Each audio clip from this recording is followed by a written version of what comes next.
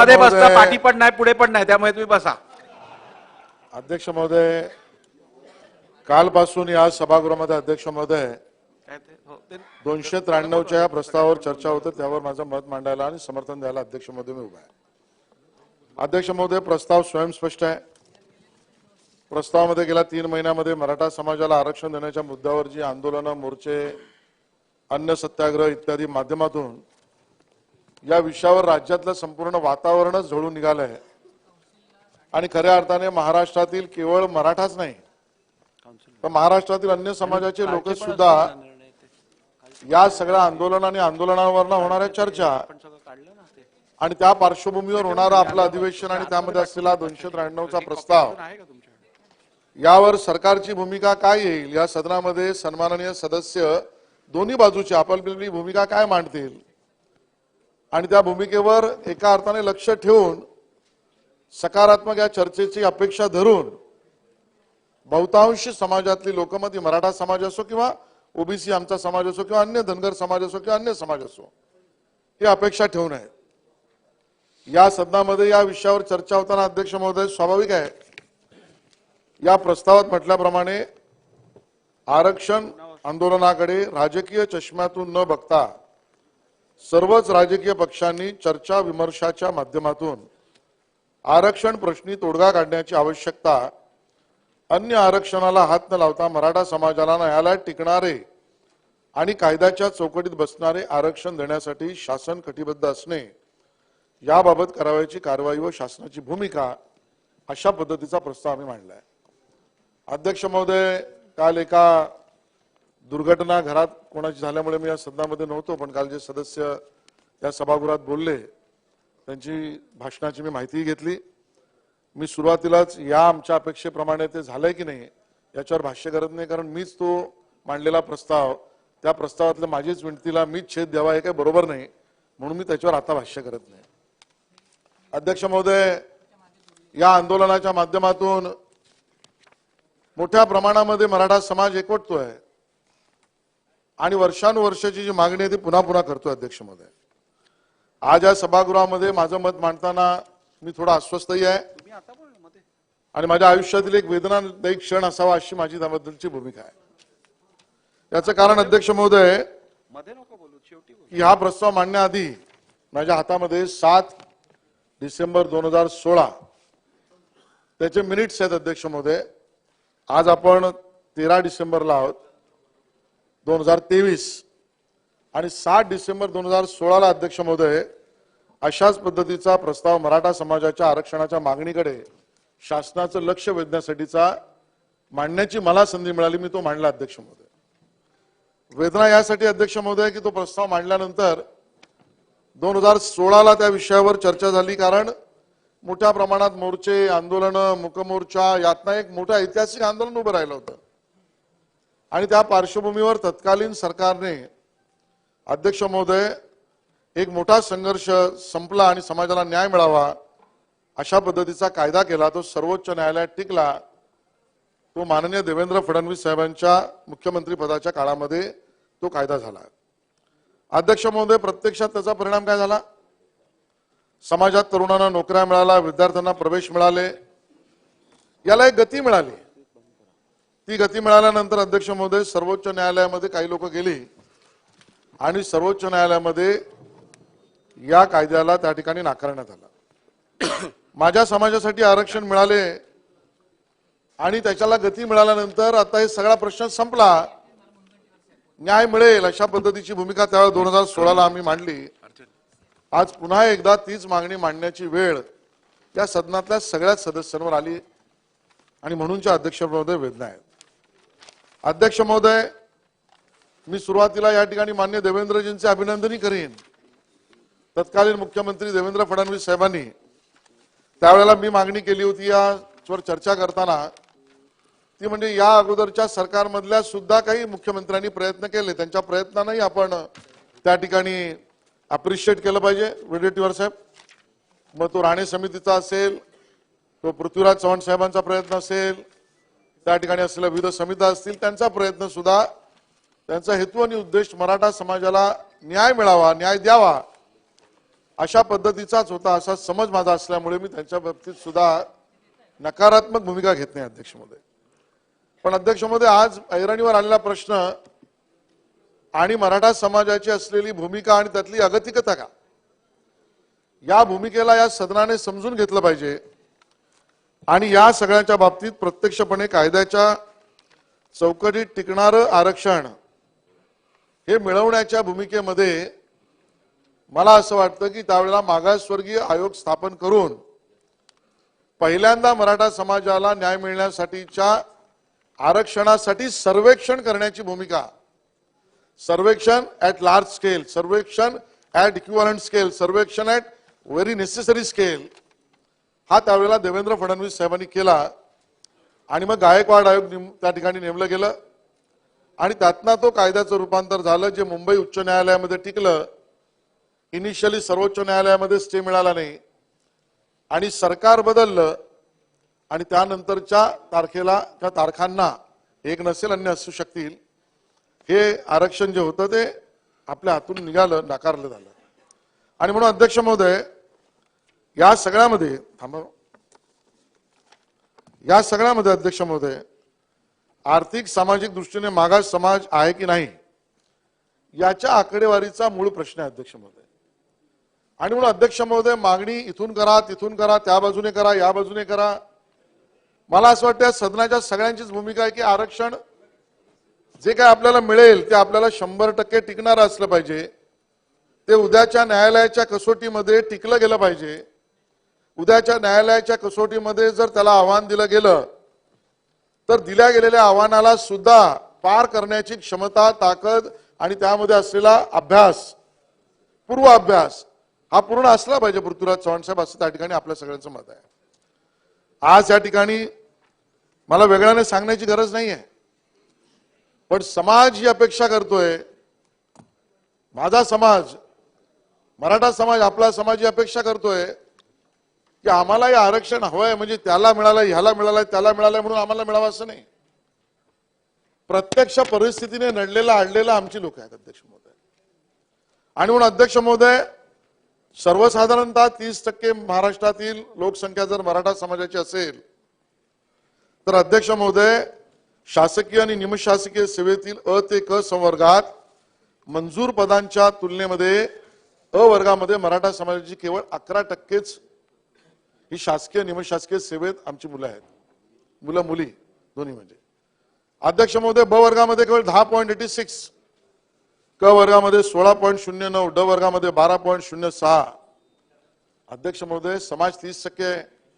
अन्य कोणाच्या आरक्षणाला धक्का लागू नये, भुजबळ साहेब, आमची हीच भूमिका आहे. आणि त्यामुळे कोणाच्याही आरक्षणाला विरोध करण्याचं कारण नाही. पण जर आमच्या मुलांना, आमच्या त्या ठिकाणी अडचणीत असलेल्या पुढच्या पिढीला, आमच्या असलेल्या दुरावस्थेला, आमच्या असलेल्या मागासपणेला, आमच्या असलेल्या आर्थिक आणि शैक्षणिक असुविधांची आकडेवारी ही जर या सदनातल्या सभागृहात जर नाही मांडायची तर अध्यक्ष महोदय कुठे मांडायची? काही लोकांच्या मनात हा प्रश्न येईल की हे तर हा पुस्तक आमच्याकडेही आहे, ही आकडेवारी इथे मांडून उपयोग होईल की नाही होईल. माझं व्यक्तिशः मत आहे पृथ्वीराज चव्हाण साहेब, आपण या ठिकाणी सर्व विषय मांडणे का पाहिजेत? एक तर त्यासाठीच लोकांनी आपल्याला इथे पाठवलं, नंबर 1. नंबर 2, इथे होणाऱ्या चर्चेच्या माध्यमातून एक वायुमंडळ जे महाराष्ट्रात निर्माण होईल, त्यातनं ज्यांच्या मनामध्ये गैरसमज आहे की मराठा समाज मागासलेला आहे की नाही, त्यांचा गैरसमज दूर होईल. नंबर 3, या पद्धतीच्या चर्चेतनं निर्माण होणाऱ्या ज्या बातम्या विविध समाज माध्यमच्या वृत्तपत्रातून बाहेर येतील, त्या समाजामध्ये सर्वदूरपणे या गोष्टीवर एकमत व्हायला सर्व महाराष्ट्र एकत्र येईल. आणि मला असं वाटतं की या चर्चेचा उपयोग सुद्धा न्यायालयात न्याय निवाडा करणाऱ्या बसलेल्या आमच्या मंडळींना आमच्यापेक्षा जास्तच अक्कल आहे, आमच्यापेक्षा जास्तच कायदा कळतोय. पण अध्यक्ष महोदय, आम्हाला कधी कधी असं वाटतं न्याय निवाडा करायला बसलेल्या न्यायाधीशांवर आम्ही टीका टिप्पणी करू शकत नाही, करणार नाही, त्यांच्यावर आक्षेप घेण्याचा विषय सदनात असू शकत नाही. पण न्याय निवाडामध्ये ज्या आकडेवारीला आणि ज्या पद्धतीच्या आलेल्या समोर गोष्टींना मागासलेपणा स्पष्ट होतोय, तो अजून पोहोचवला पाहिजे. तो पोहोचवला तर महाराष्ट्राचं हित आहे, म्हणून हे मांडणं आवश्यक आहे. म्हणून या सगळ्या गोष्टी मांडल्या पाहिजेत अध्यक्ष महोदय. अध्यक्ष महोदय, भारतीय प्रशासन सेवेतील आमच्या मराठा समाजाचं प्रमाण किती 6.92. थेट निवड भरतीद्वारे प्रमाण किती 0.27%, 1% सुद्धा नाही. अध्यक्ष महोदय, अध्यक्ष महोदय, मराठा समाजाचे भारतीय पोलीस सेवेतील प्रमाण 15.92%. अध्यक्ष महोदय, 30-32% समाज आहे.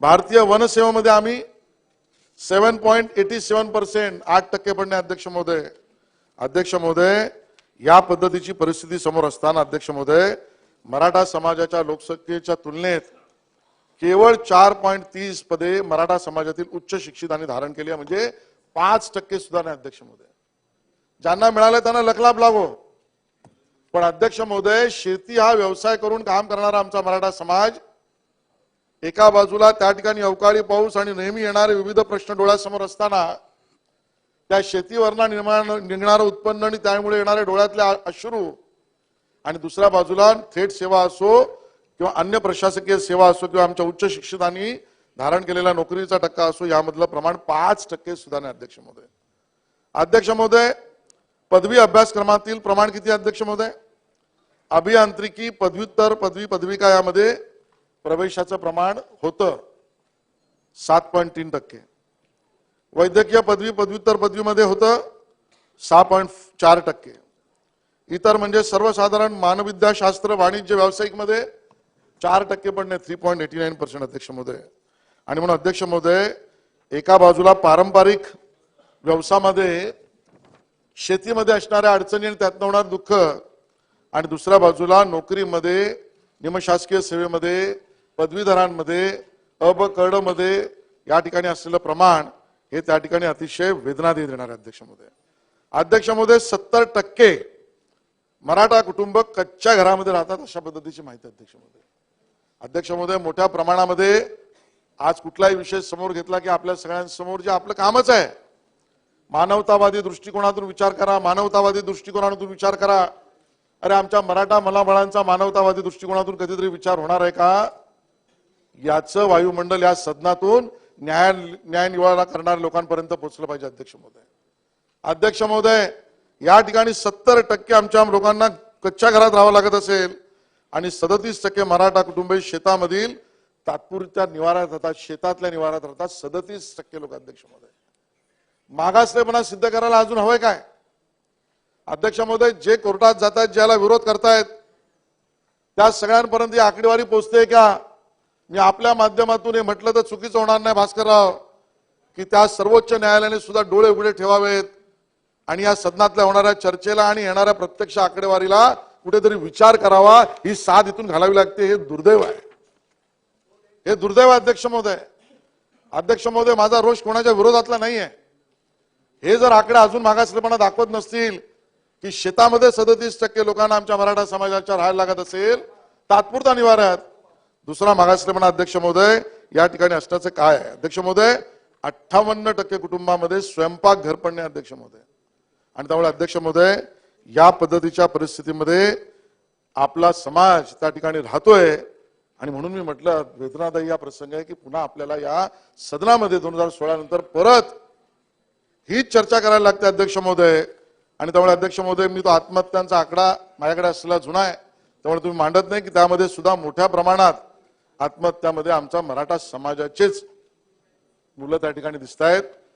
कोणाची आत्महत्या ही दुर्दैवीच आहे, पण एका पर्टिक्युलर समाजाच्या युवकाची आत्महत्या माझ्याकडे असलेल्या जुन्या आकड्यानुसार 23.56% जर असेल तर ती मला वाटतं अतिशय वेदनादायी अध्यक्ष महोदय आहे. स्थलांतरामध्ये आमचा टक्का जास्ती आहे. शहराकडे स्थलांतर झालं तर आमचा समाज शहराकडे आल्यावर काम काय करतो अध्यक्ष महोदय?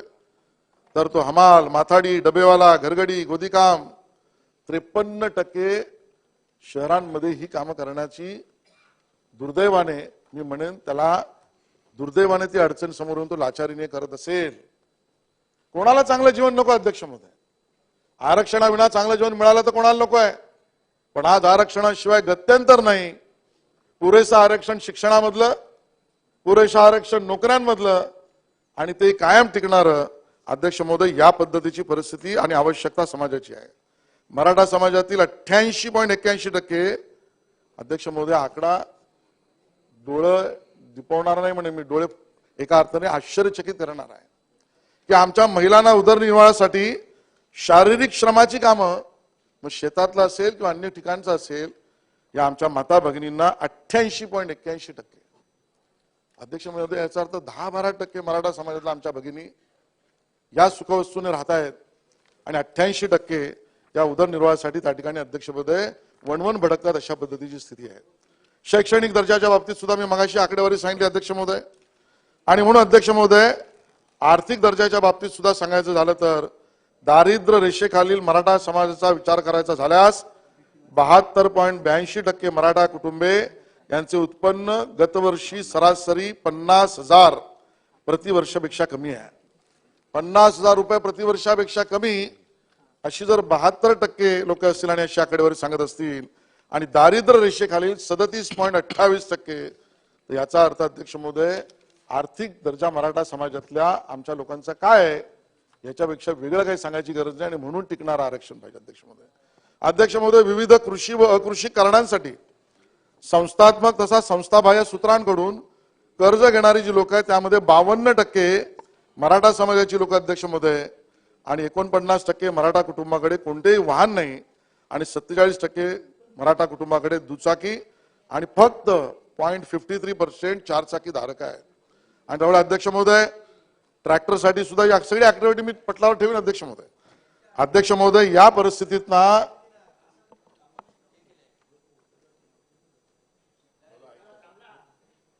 बोला बोला मी तर न्यायालयाला विनंती करतो की त्यांनी ऐकलं पाहिजे. बोला आपण बोला. आणि त्यामुळे अध्यक्ष महोदय मी वकील आहेच बसून बसून बोलू नका. बसून. आणि त्यामुळे अध्यक्ष महोदय पृथ्वीराज चव्हाण साहेबांनी भले याच्यावर त्यांची प्रतिक्रिया दिली असली तरी त्यांची माझा दोघांची मागणी आणि समज एकच आहे. फक्त मार्ग वेगळे आहेत अध्यक्ष महोदय. पृथ्वीराज चव्हाण साहेबांनी आरक्षण दिलं ते सर्वेक्षणाविना दिलं आणि पृथ्वीराज चव्हाण साहेबांचं आरक्षण ते कोर्टात टिकलं नाही. आणि माझ्या माहितीप्रमाणे काल बोलताना ते म्हणाले की सरकार बदललं आणि आरक्षण गेलं कारण बाजू मांडली नाही. तर खरं तर हिअरिंग पूर्ण झाली होती आणि सरकार देवेंद्र फडणवीस साहेबांचं आल्यानंतर जजमेंट आलं अध्यक्ष महोदय. पण बदल आहे की मी देवेंद्रजींचं अभिनंदन कौतुक यासाठी केलं की त्यांनी त्या ठिकाणी पहिल्यांदा मागासवर्गीय आयोग निर्माण केला, सर्वेक्षणाचं काम पूर्ण केलं, क्वांटिफायबल डाटा कलेक्ट केला, हिस्टॉरिकल रेफरन्स कलेक्ट केले. त्याचा क्वांटिफायबल डाटा कलेक्ट करण्याचं व्हॉल्यूम हे आपल्या सगळ्याच्या बाबतीत होतं त्याच्यापेक्षा जास्त होतं. त्या आधारावर आरक्षण टिकलं. कदाचित काही लोकांना माहीत नसेल, आपल्या मागे बसून कॉमेंट करतायत, त्यांना मी सांगू इच्छितो ते आरक्षण टिकलं, ते इम्प्लिमेंट झालं, त्यात विद्यार्थ्यांना प्रवेश मिळाले, त्यांना नोकऱ्या मिळाल्या आणि सर्वोच्च न्यायालयापर्यंत टिकलं. सरकार तुम्ही पालकमंत्री होता ते झालं, त्या काळामध्ये ते व्यापकच झालं. तरी पण मी आज दोषारोपण त्यावर करणार नाही कारण पुन्हा दोषारोपण करण्यात आपण तासनतास घालो. समाजाला त्याच्याशी काही संबंध नाही. समाजाला आरक्षण 100% मिळावं या पद्धतीची कल्पना आहे. अध्यक्ष महोदय, या आरक्षणाचा इतिहास सांगण्याची आवश्यकता नाही. अध्यक्ष महोदय, आपल्या संविधानाच्या अनुच्छेद 15(4) व 16(4) मध्ये समाविष्ट केलेल्या आरक्षणाचे लाभ व फायदे मिळण्यास आम्ही हक्कदार आहोत अशा पद्धतीची भूमिका न्यायालयासमोर सुद्धा खाजगीरित्या मांडली समाजाने, सरकारने तर मांडलीच पण समाजातल्या मंडळींनी त्या ठिकाणी मांडले अध्यक्ष महोदय. आणि मग या सगळ्याला 1982 पासून प्रथम मागणी केल्यानंतर 80 पासून आमचे स्वर्गीय अण्णासाहेब पाटील यांनी केलेल्या मागणीनंतर त्यांनी स्वतःच केलेलं आत्मबलिदान आणि त्यानंतर या सगळ्याला न्याय मिळावा अशी समाजाची अपेक्षा होती आमच्या अध्यक्ष महोदय. अध्यक्ष महोदय, मराठा समाजाचे 1978 पासून शरद पवार साहेब, बाबासाहेब भोसले साहेब, वसंतदादा पाटील साहेब, शिवाजीराव पाटील साहेब निलंगेकर, शंकरराव चव्हाण साहेब, पुन्हा शरद पवार साहेब व नारायण राणे साहेब, विलासराव देशमुख साहेब, अशोक चव्हाण साहेब आणि व पृथ्वीराज चव्हाण साहेब येतो ना. त्यामुळे या सगळ्यामध्ये अध्यक्ष महोदय नारायणराव राणेजी आणि पृथ्वीराज चव्हाणजी या दोघांचा कार्यकाळामध्ये आपण असं म्हणू शकू किंवा मी तरी असं म्हणेन की त्या काळामध्ये प्रयत्न तर झालेच. ते प्रयत्न इट कॅन बी डिबेटेबल, पण प्रयत्न झाले हे काही नाकारता येण्याचं काही कारण नाही. पण अध्यक्ष महोदय, समाजाच्या मनात हाही प्रश्न आहे की मग या 1978 पासून हा मागासलेपणा त्या ठिकाणी सर्वदूर आयोगासमोर न्यायालयासमोर आवश्यक असेल तर आणण्यामध्ये आम्ही कमी का पडलो? स्वर्गीय अण्णासाहेब पाटलांचं आत्मबलिदान दिल्यानंतर सुद्धा त्या सगळ्या विषयामध्ये आपण 2 पावलं गांभीर्याने पुढे गेलो का नाही गेलो? प्रश्न अनुत्तरित आहेत अध्यक्ष महोदय. आणि म्हणून अध्यक्ष महोदय, त्यानंतर आलेलं 1995 मधलं खत्री आयोग असेल, न्यायमूर्ती बापटांचा आयोग 2008 ला असेल. पृथ्वीराज चव्हाण साहेब, आपल्याला माहिती आहे की न्यायमूर्ती बापटांच्या काळामध्ये 2008 ला मराठा समाजाच्या समर्थनार्थ 4-3 असताना डॉक्टर अनुराधा भोईटे यांनी अंतिम मिटिंगला गैरहजर होत्या म्हणून जस्टिस बापट यांनी त्यांचे मत खारिज केले. मग 3 झालं आणि जस्टिस बापट साहेबांना संधी मिळाली आणि त्यांनी या विरोधामध्ये मतदान केलं. विरोधातच केलं म्हणतो मी. आयोग होता ना, पण त्याच्या बाबतीमध्ये रेकमेंडेशन काय होतं? देवेंद्र फडणवीसांच्या काळात घेतलेल्या आयोगाचं रेकमेंडेशन होतं यांना 16% द्या. बापट समाजाच्या आयोगात जे तुम्ही स्थापन केलं त्याचं रेकमेंडेशन केलं तुम्ही, म्हणजे तुमच्या काळात, तुमच्या पक्षाच्या नेतृत्वाच्या काळात. त्याचं रेकमेंडेशन काय होतं? आरक्षण द्या होतं का? छाती ठोकपणे बोला, सांगा त्याचं उत्तर अध्यक्ष महोदय. समाजाला त्या ठिकाणी अध्यक्ष, बापट असू दे का कापट असू दे, माझ्या मराठा समाजाला आरक्षण पाहिजे. फडणवीसांनी दिलं तर त्याच्यावर टीका करता तुम्ही, भास्करराव. तुम्ही म्हणजे तुम्ही नाही. त्यामुळे अध्यक्ष महोदय, काय अरे बसून बोला. अध्यक्ष महोदय, चांगलं केलं, मला मदत केली. पृथ्वीराज चव्हाण साहेबांनी मदत केली, कारण मी बराच वेळ स्वतःला थांबवत होतो की ती बॅरिकेटिंग राजकीय बोलायचं की नाही, तर नाही म्हणून होतो आणि मी त्याला तोडण्याची संधी मिळाली. अध्यक्ष महोदय, मी चर्चेला इथपर्यंत आलो की आयोग स्थापन करून आयोगाच्या माध्यमातून मराठा समाजाचं आरक्षण रॅटिफाय करून ते केलं पाहिजे असं मांडण्याची भूमिका केवळ देवेंद्र फडणवीस साहेबांनी केली. पृथ्वीराज चव्हाण साहेब म्हणाले कोर्टाने काय केलं? कोर्टाने ज्या वेळेला केलं ना त्यावेळेला दुर्दैवाने तुम्हाला त्या सरकारमध्ये न घेतलेलं सरकार होतं, त्या सरकारच्या काळामध्ये बाजू मांडली गेली ना अध्यक्ष महोदय. त्यांनी जर तुम्हाला सरकारमध्ये घेतलं असतं, माझा पूर्ण भरोसा आहे अध्यक्ष महोदय, माझा तुमच्यावरही भरोसा आहे की जर उद्धव ठाकरे साहेब मुख्यमंत्री असताना तुम्ही जर त्या सरकारमध्ये असतात तर ती बाजू सर्वोच्च न्यायालयामध्ये नीट मांडली गेली असते अध्यक्ष महोदय. माझा तुमच्यावर हा भरोसा आहे अध्यक्ष महोदय. जी चाल ढकल त्या ठिकाणी उद्धव ठाकरेजींच्या सरकारच्या काळात झाली ती चाल ढकल तुम्ही होऊ दिली नसते अध्यक्ष महोदय. माझा ह्याच्यावरही भरोसा आहे पृथ्वीराज चव्हाण साहेबांवर की उद्धवजींच्या काळामध्ये, त्यांच्या मुख्यमंत्री पदाच्या काळामध्ये ते सर्वोच्च न्यायालयात टिकलं नाही आणि न टिकण्याची कारणं कळली नाही तर पृथ्वीराज चव्हाण साहेब लात मारून त्या सरकारमधून बाहेर पडले असते अध्यक्ष महोदय. पण त्यांनी उद्धवजींना प्रश्न विचारलाच असता. त्यामुळे अध्यक्ष महोदय, मला राजकारण बोलायला लावू नका. आणि त्यामुळे अध्यक्ष महोदय, या पद्धतीने बापट आयोगाने जे मतदान केलं त्या मतदानाच्या आधारावर आमच्या हातून त्यावेळेला आलेली एक संधी गेली अध्यक्ष महोदय. अध्यक्ष महोदय, ज्याचा उल्लेख तुम्ही केला ते खरं आहे. मुंबई उच्च न्यायालयामध्ये 2016च्या आधारावर जे 2018 मध्ये मी चुकत नसेल तर त्या ठिकाणी जो कायदा झाला त्या आधारावर 15% लोकसंख्येच्या मराठा समाजाला 13% आरक्षण दिले. तो कायदा ज्या वेळेला वर हायकोर्टात गेला, आपण त्या ठिकाणी जिंकलो. हायकोर्टामध्ये सुद्धा अध्यक्ष महोदय आपल्याला त्या पॉवर्स इनहरंट आहेत का? कोणाला आरक्षण 50%च्या वर द्यायच्या, इंदिरा सानीच्या वर जाण्याची योग्य भूमिका आपली आहे का? आणि 102व्या घटना दुरुस्तीच्या बाबतीत सुद्धा चर्चा झाली अध्यक्ष महोदय. काल या सदनामध्ये मला वाटतं माननीय बाबांनीच याची चर्चा केली.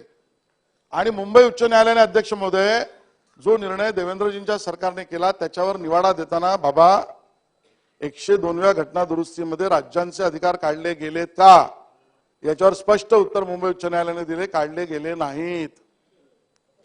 दिले गेले नाहीत.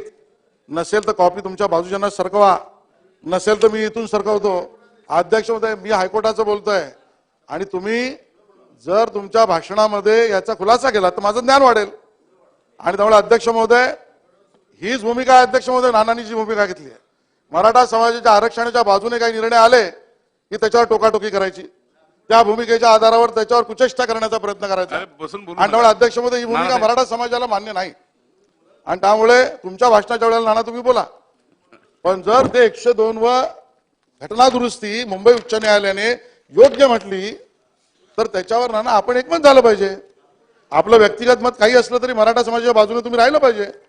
आणि त्यामुळे अध्यक्ष महोदय, या सगळ्यामध्ये जर मी म्हटलं तर ते चुकीचं न होणार, कारण रेकॉर्डवर आहे 3 वेळा वकील नसल्यामुळे कोर्टात पुढच्या तारख्या घ्याव्या लागल्या. हे नाना तुमच्या काळामध्ये 3 वेळा, 1-2 नाही, 2दा नाही, 3 वेळा. अध्यक्ष महोदय, 1000 इंग्रजी पानांचे मराठी ट्रान्सलेशन केले नाही असं सर्वोच्च न्यायालय म्हणालं. 1000 पानांचं इंग्लिश ट्रान्सलेशन केलं असतं तर कदाचित सर्वोच्च न्यायालयात ज्याची भूमिका तुम्ही वारंवार उठून उठून मांडता ना, सर्वोच्च न्यायालयात टिकलं नाही तर तुमच्या काळात टिकलं नाही, ते जर इंग्रजी केलं असतं तर टिकलं असतं. 3 वेळा तारीख नसता घेतला तर टिकलं असतं. त्यामुळे अध्यक्ष महोदय, सन्माननीय नानांच्या मनात मराठा आरक्षणाच्या बाबतीत काही भूमिका असो, आज त्यांना आमच्यावर राहावं लागेल आणि सदनाच्या बरोबर राहावं लागेल. आणि त्यामुळे अध्यक्ष महोदय, मला टोकाटोकी करून समाजाच्या आरक्षणाला नख लागू शकत नाही. तुमची ती इच्छा आहे का असं माझं मत. विरोधी पक्षनेते आणि त्यामुळे अध्यक्ष महोदय, या पद्धतीने फडणवीस साहेबांच्या काळात 102व्या घटना दुरुस्तीच्या बाबतीत सुद्धा उच्च न्यायालयामध्ये आपल्याला त्या ठिकाणी संरक्षण मिळालं. सर्वोच्च न्यायालयात मी जसं मगाशी सांगितलं ते 5 मे 2021ला महाराष्ट्र सरकारचा निर्णय रद्द केला आणि त्याच्यामध्ये गायकवाड समितीचा मागासलेपणावर टिप्पणी करताना आणि एक्स्ट्रा ऑर्डिनरी सिच्युएशन या विषयावर मत व्यक्त करताना अध्यक्ष महोदय, न्यायालयाने मराठा आरक्षण रद्द करण्याची प्रक्रिया त्या ठिकाणी केली. अध्यक्ष महोदय, इंदिरा साहनी केसच्या पुनर्विचाराची मागणी चुकीची ठरवली आणि 50% अधिक असू नये अशा पद्धतीची भूमिका ठरवली अध्यक्ष महोदय. आणि संविधानाच्या 102वी घटना दुरुस्तीची सुद्धा भूमिका वैध ठरवली आणि त्याच्यानंतर क्युरेटिव्ह पिटिशन वगैरे झालं, ते आता मी मांडत नाही. अध्यक्ष महोदय, खरा प्रश्न आता इथे आहे की आज ज्या वेळेला समाज एका मोठ्या भूमिकेत आहे, वाट बघण्याची वर्ष 1980 जर धरली पहिली, तर आज ती 20 आणि पुढची 23, 43 वर्ष वाट आम्ही पहिली. 43 वर्ष वाट पाहिल्यानंतर आज टिकणारं आरक्षण आपल्याला मिळायचं असेल तर इंदिरा साहनीच्या जजमेंट निवाड्याच्या अखत्यारीत राहून आपल्याला मिळणार आहे का त्याला बाजूला सारून सुद्धा आपल्याला मिळू शकतं. शासनाने यावरची भूमिका स्पष्ट करावी. अध्यक्ष महोदय, आज ज्या पद्धतीच्या मागण्या त्या ठिकाणी करण्यात आल्या आहेत, क्रम सन्माननीय क्रमाप्रमाणे घे. जरंगे पाटील यांनी त्या ठिकाणी केलेल्या ज्या मागण्या आहेत क्रमानुसारच चालणार आपण. त्या मागण्या ज्या आहेत अध्यक्ष महोदय, त्याबद्दल अध्यक्ष महोदय या सदनामध्ये काही लोकांनी प्रश्न त्या ठिकाणी उल्लेख केला आणि अध्यक्ष महोदय, मी त्या ठिकाणी ही गोष्ट सुरुवातीला स्पष्ट करू इच्छितो की जरंगे पाटलाजींनी केलेल्या मागण्यांना आणि त्यांच्या आंदोलनाला आमचं समर्थन आहे. अध्यक्ष महोदय, मराठा समाजाला बोलतो ना, मला बोलू द्या ना, सगळेच प्रश्न एका शब्दात उत्तरात घेऊ नका बच्चू कडू साहेब. आणि त्यामुळे अध्यक्ष महोदय, मराठा समाजाला आरक्षण त्या ठिकाणी ज्यांच्या नोंदी कुणबी मराठा म्हणून आहेत, कुणबी म्हणून मराठवाड्यात नोंद आहेत, त्यांना आरक्षण मिळालं आमचं समर्थनच आहे अध्यक्ष महोदय. अध्यक्ष महोदय, त्या बाबतीतली समिती सुद्धा एकनाथ शिंदे साहेबांनी नेमली. अध्यक्ष महोदय, तेच काम यांच्या काळात सुद्धा होऊ शकलं असतं, पण आज जाऊ दे, तो विषय नाही, मी त्याच्यावर टिप्पणी करत नाही. बस करो काय. त्यामुळे अध्यक्ष महोदय, या मागण्या ज्या आहेत त्या मागण्याला मराठा कुणबी या नोंदी असतील त्याला समर्थन आहे. अध्यक्ष महोदय, बरोबरीने त्या मागण्यांचा कागद बघतो जरा, त्यामध्ये अध्यक्ष महोदय अन्य समाजाच्या आरक्षणाला कुठलाही धक्का न लावता हे मराठा समाजाला मिळालं पाहिजे, ही आमची भूमिका आहे. आणि त्यामुळे त्या ठिकाणी स्पष्ट केलं पाहिजे की जरंगे पाटील यांनी केलेलं आंदोलन, त्याला मिळालेलं समर्थन महाराष्ट्रातल्या आमच्या मराठा समाजाचं हे नजरअंदाज करू शकत नाहीत. हे नजरअंदाज सरकारला करता येणार नाही, नजरअंदाज सरकार करत नाही. पण अध्यक्ष महोदय, त्याची कुचेष्टा पण होणं चालणार नाही, हे आमचं मत आहे. अध्यक्ष महोदय, एक व्यक्ती आहे, एक आंदोलन करतोय, एक नेतृत्व करतोय, समाजाची भूमिका मांडतोय आणि त्या व्यक्तीला, तो काही कुठल्या राजकीय पक्षाचा नाहीये माझ्या माहितीप्रमाणे, ते समाजाची भूमिका मांडतायत. अगदी उपोषणाला अन्न सत्याग्रह करून त्या ठिकाणी शेवटच्या टोकापर्यंत जाण्याची भूमिका त्यांनी घेतली केवळ समाजासाठी. पण जसं त्या काळामध्ये केलेल्या विध्वंसक आंदोलनाला आमचं समर्थन नाही, तसं जरांगे पाटील यांच्यावर टीका टिप्पणी आणि कुचेष्टा करण्यालाही समर्थन असूच शकत नाही, ही माझी भूमिका अध्यक्ष महोदय. आणि त्यामुळे अध्यक्ष महोदय, आपण लोकशाहीमध्ये आपापली मतं मांडली पाहिजेत. होय, या बाबतीमध्ये वेगवेगळी मतं वेगवेगळ्या लोकांची, नेत्यांची असू शकतील. जरंगे पाटलांनी सुद्धा आपली भूमिका मांडताना जशी अपेक्षा कोणाची असू शकेल की शब्दांचा नीट उपयोग केला पाहिजे, तर तसं त्यांच्यावर टीका करताना सुद्धा योग्य शब्दांचाच उपयोग केला पाहिजे, असं माझं त्या ठिकाणी मत आहे अध्यक्ष महोदय. अध्यक्ष महोदय, या प्रस्तावामध्ये विध्वंसक आंदोलन हे कधीही मान्य होऊ शकत नाही. मराठा समाजाने केलेले इतके मोठे मोर्चे, हे जगामध्ये नोंद करणारे एवढे मोठे मोर्चे केलेत, त्यात कुठे आवाजही निघाला नाही, तो मराठा समाज ठरवून किंवा मराठा समाजामुळे अशा पद्धतीचं आंदोलन होऊच शकत नाही असं आमचं मत आहे. पण तरी जो विध्वंस झाला, जे नुकसान झालं, तो आमदार असो का कोणी प्रायव्हेट व्यक्ती असो, याला सुद्धा थारा असता कामा नये. त्याच्यावर कायदेशीर कारवाई सुद्धा होत असेल तर ती योग्यच आहे. अशा पद्धतीची सुद्धा अध्यक्ष महोदय ही भूमिका आम्ही त्या ठिकाणी मांडतो. अध्यक्ष महोदय, इंदिरा सहानीची केस आणि त्या ठिकाणी असलेल्या सर्वोच्च न्यायालयाने दिलेला निवाडा, या दोन भूमिकांच्या आधारावर पुढचं आरक्षण टिकेल की नाही टिकेल, त्या आधारावर सरकारची भूमिका काय असेल हे आता समाज पाहू इच्छितो अध्यक्ष महोदय. आणि त्यामुळे अध्यक्ष महोदय, माझी व्यक्तिशः अशी मागणी आहे, भारतीय जनता पक्षाची अशी मागणी आहे की आम्हाला टिकणारं कायद्याच्या कचाट्यातलंच आरक्षण हवं आहे. आपण असा गैरसमज करू नये कायद्यात बसणार. धन्यवाद. तो तुमच्याकडे बघितलं लक्षात आलं, कारण आज तुम्ही कचाट्यात सापडल्यात पृथ्वीराजजी आणि आमच्या विजय वडेट्टीवारांच्या, आणि त्यामुळे मी सुधारणा केली अध्यक्ष महोदय. आणि टिकणारं आरक्षण हे त्या ठिकाणी मिळालंच पाहिजे, कायद्याच्या कचाट्यात अडकलं नाही पाहिजे आणि ते टिकलं गेलं पाहिजे. नाना तुमची इच्छा किती विरोधातली असली तरी हे टिकणारच आरक्षण आम्ही मिळवणार. आणि म्हणून तुमच्या मनामध्ये किती प्रश्न आले की आरक्षण टिकलं गेलं नाही पाहिजे, तरी ते टिकलं पाहिजे या बाजूनेच भारतीय जनता पक्ष भूमिका घेईल. आणि म्हणून त्या पद्धतीच्या आरक्षणाला तुमचं समर्थन हवं ही आमची विनंती आहे. आणि त्यामुळे अध्यक्ष महोदय, इंदिरा साहनीच्या न्यायनिवाडामध्ये जर 50% वर आपण जाणार असू तर त्याला लागणारी एक्स्ट्राऑर्डिनरी सिच्युएशन आणि AAA टेस्ट हे सुद्धा आज शासन जे निर्णय घेईल, एकनाथ शिंदे साहेब आपण जो निर्णय घ्याल त्याला ते सुद्धा ऍप्लिकेबल आहे असं आमचं मत आहे. अध्यक्ष महोदय, मराठा समाजाला कुणबीचं सर्टिफिकेट देणं, ज्यांची नोंद असेल तेवढा पुरता, आणि त्यांना कुणबीमध्ये एका अर्थाने आरक्षण मिळणं हे सुद्धा न्यायालयामध्ये चॅलेंज केला जाणार नाही असं समाजाने समजू नये असंही आमचं मत आहे अध्यक्ष महोदय.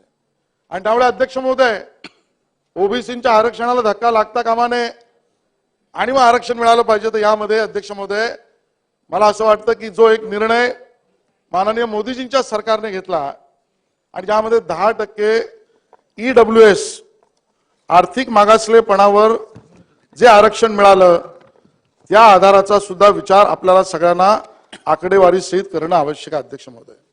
आणि म्हणून अध्यक्ष महोदय, त्या 10% आरक्षणापैकी जी माझी माहिती अध्यक्ष महोदय, मला माननीय मंत्री महोदय करेक्ट करतील की त्यामधले 8-8.5% शिक्षणातलं आणि नोकऱ्यातलं सुद्धा त्या आरक्षणाचा उपभोग आमच्या मराठा समाजाला आज मिळतोय.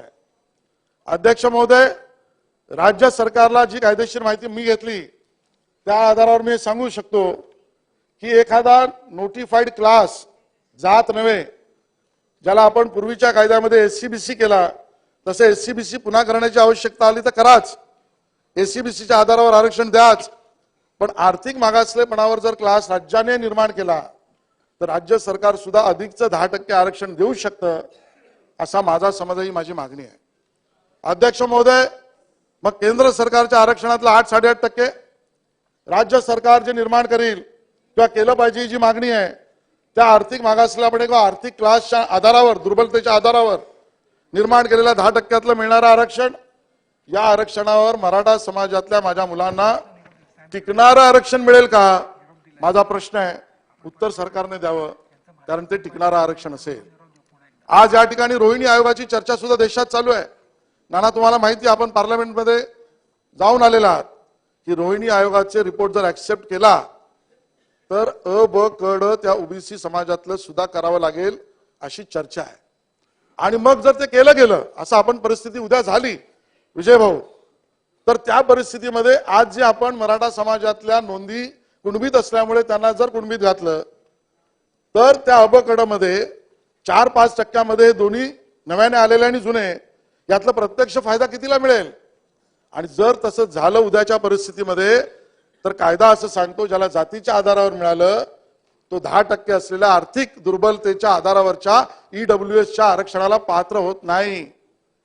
याचा अर्थ जे 15-16% आरक्षण, 12-13% आरक्षण ज्याची मागणी आम्ही भारतीय जनता पार्टी म्हणून करतो, जे टिकणार हवं ते जर आजच्या मागणीच्या नुसार जर आपण गेलो तर उद्या रोहिणी आयोगाच्या संमतीनंतर अ ब ड मधल्या 4% कुठेतरी तो समाज आमचा येईल आणि मग त्यांना 16% आणि ईडब्ल्यूएस मिळणाऱ्या आरक्षणापासून वंचित राहावं लागेल. त्यापेक्षा केंद्राचं 10% ईडब्ल्यूएस, राज्याचं 10% ईडब्ल्यूएस आणि यामध्ये दोन्हीमध्ये आतापर्यंतच्या असलेल्या अनुभवाच्या आधारावर मिळणारं तिथलं 8.5% आज चालू आहे, मिळतंय ते, आणि नवीन राज्याने जर केलं तर त्यातनं मिळणारं यातला टक्का जास्त असू शकेल का? शासनाने याच्यावरची भूमिका स्पष्ट करावी, किंबहुना कायदेशीर ते टिकणार आहे का, अशाबद्दलची सुद्धा एक सूचना जी आमची त्यावर त्या शासनाने त्या ठिकाणी मत दिलं पाहिजे. अध्यक्ष महोदय, या ठिकाणी आपल्याला याचाही विचार करायला लागेल की तरी एससीबीसी करून आज शिंदे समितीच्या रेकमेंडेशनच्या आधारावर जर एससीबीसी नवीन करावा लागला क्लास आणि त्या आधारावर आरक्षण टिकणारा मिळणार असेल तर ते समाजाला हवं आहे. पण उद्याला रोहिणी आयोगानंतर काय होईल याबद्दलची भूमिका सुद्धा समोर येण्याची आवश्यकता आहे. अध्यक्ष महोदय, आज या ठिकाणी आकडेवारी जी माझ्या समोर आहे ही सुद्धा काय सांगते आपल्या सगळ्यांना समजून घेतलं पाहिजे. एमबीबीएसची सरासरी गव्हर्नमेंटची आणि एडेड कॉलेजची मार्कांची यादी मी आमच्या विद्यार्थ्यांच्या प्रवेशाची घेतली. अध्यक्ष महोदय, काही लोक मराठा समाजाच्या आरक्षणाला असो, ओबीसीच्या आरक्षणाला असो, किंबहुना त्या ठिकाणी एससी एसटीच्या आरक्षणाला असो, ते कधीच बदलू शकत नाही, जाऊच शकत नाही, ते संविधानिकच आहे, ते टिकलंच पाहिजे भूमिका आहे. पण त्याच्यावर आरोप करणारे लोक सांगतात की आमच्यावर खूप मोठा अन्याय होतो. मी कुठल्या वर्गाबद्दल बोलत नाही, पण अध्यक्ष महोदय प्रत्यक्षातली आकडेवारी काय? आज एमबीबीएस मध्ये गव्हर्नमेंट आणि एडेड कॉलेज मधल्या प्रवेशामध्ये माझ्या शेड्यूल कास्ट मधल्या विद्यार्थ्याला ऍडमिशन 752 मार्काला म्हणजे 90.55% त्या ठिकाणी सुरुवात होते आणि ओपन मध्ये ती 98.61 ला होते, म्हणजे 6-7%चा फरक आहे. अध्यक्ष महोदय, तीच भूमिका एसटीच्या बाबतीत आहे, तीच भूमिका ओबीसीना सुद्धा 92.36 ला यादी सुरू होते, 77.36 ला संपते. ओपनला पण ती 98.61 ला सुरू होते, 77.64 ला संपते. अध्यक्ष महोदय, ईडब्ल्यूएस मध्ये सुद्धा 92.36 ला सुरू होते आणि 77.64 ला संपते. अध्यक्ष महोदय, कधीतरी सरकारने ही आकडेवारी सुद्धा आम्हाला स्पष्ट करून सांगावी की नेमकं किती मार्कांचा फरक पडतोय विद्यार्थ्यांच्या आरक्षणाच्या बाबतीमध्ये. मध्ये इंजिनिअरिंग असो, ते मेडिकल असो, ते यूपीएससी असो, ते एमपीएससी असो, आणि मग त्यातलाही गैरसमज किंवा समज आज सर्वदूर समाजासमोर, महाराष्ट्रासमोर आला पाहिजे. अध्यक्ष महोदय, आणि त्यामुळे अध्यक्ष महोदय, कुठल्याही पद्धतीचं राजकीय भाषण न करता अध्यक्ष महोदय शेवटचे 4 मुद्दे मी मांडतोय. टिकणारे आरक्षण द्यायचे तर ते ओबीसी समाजाला आरक्षणाला नख न लावता, त्रास न देता दिलं गेलं पाहिजे. 2, अध्यक्ष महोदय, हे आरक्षण, हे जे 2 न्यायालयाचे निवाडे आहेत, इंदिरा साहनी आणि सुप्रीम कोर्टाने आपल्या दिलेल्या आरक्षणाच्या कायद्यावर, त्या त्या दोन्हींच्या निकषावर टिकणाऱ्या पद्धतीच्या कायद्याच्या आधारावर असलं पाहिजे. अध्यक्ष महोदय, ही आमची दुसरी मागणी आहे. अध्यक्ष महोदय, तिसरी मागणी अध्यक्ष महोदय, ज्यांचं कुणबी मराठा अशी नोंद आहे त्यांना तातडीने दिलं पाहिजे शिंदे समितीच्या रेकमेंडेशनच्या आधारावर. अध्यक्ष महोदय, केंद्र सरकारकडे मागणी करताना 102व्या घटना दुरुस्तीच्या आधारावर केंद्र सरकारने तर भूमिका स्पष्ट केली, न्यायालयासमोर ऍफिडेव्हिटही दिलं, क्युरेटिव्ह पिटिशन मध्ये तो मुद्दाही आहे. अध्यक्ष महोदय, आणि अध्यक्ष महोदय, काही लोक त्या सदनामध्येही मागणी करतायत की आम्हाला त्या ठिकाणी असलेल्या नितीश कुमारांच्या सरकारने, बिहारच्या सरकारने केलेल्या मागणीच्या आधारावर द्या. जर बिहार सरकारला जर असेल तर महाराष्ट्र सरकारला तो अधिकार आहे, तो सगळ्या राज्यांनाही आहे, आणि त्यामुळे त्या अर्थाने आरक्षण